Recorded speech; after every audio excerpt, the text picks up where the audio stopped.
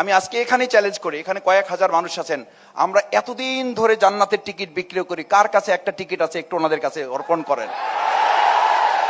এতদিন ধরে জান্নাতের টিকিট যদি বিক্রি করি তাহলে দুই একটা টিকিট তো পকেটে থাকার কথা। আমি বরং বলি জান্নাতের টিকিট যদি আমাদের কাছে থাকে তাহলে আমাদের জান্নাতের টিকিটের আলোচনা, জান্নাত জাহান্নামের আলোচনা আছে বলেই আমাদের মধ্যে দলীয় কোন্দলে এখনো লোক মারা যায় নাই। জান্নাত জাহান্নামের আলোচনা আমাদের মধ্যে আছে বলেই এখনো পর্যন্ত আমাদের হাজার হাজার লোক বহিষ্কার করতে হয় নাই।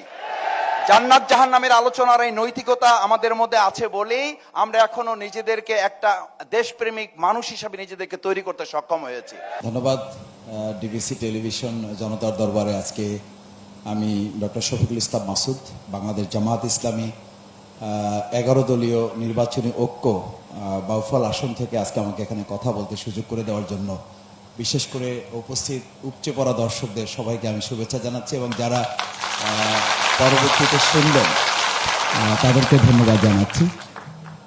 প্রথম কথা হচ্ছে যে ছাত্র রাজনীতি থেকে আজকের এই বৃহৎ অঙ্গনে আমরা কাজ করছি 3টি বিষয়কে সামনে রেখে।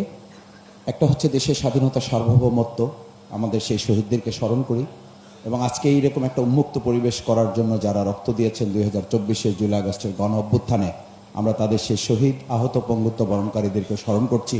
না হলে এরকম পরিবেশ হয়তো আমাদের 2028 পর্যন্ত অপেক্ষা করতে হতো।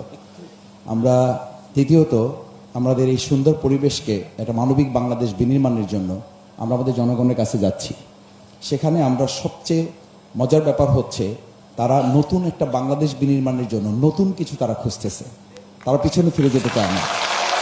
তো সেই নতুন কে দিতে পারে? নতুন দিতে পারে ইসলাম, নতুন দিতে পারে দেশপ্রেম, নতুন দিতে পারে ভালোবাসা, মমত্ববোধ। এই নতুন কিছুর জন্য মানুষ উন্মুখ হয়ে আছে।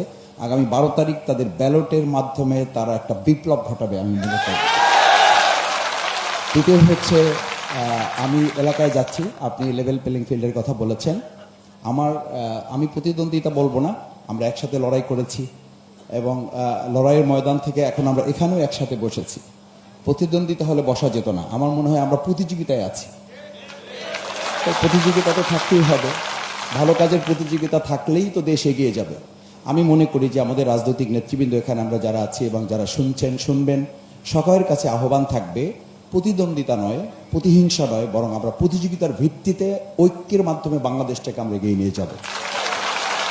যদি তাই হয় তাহলে আমার এলাকার কথা বলি, আমার প্রিয় বাউফল, আমি সেখানে এখনো শুনি আমার প্রতিযোগী প্রার্থী যিনি, আমি প্রতিদ্বন্দ্বী কখনো আমার এলাকাতেও বলি না।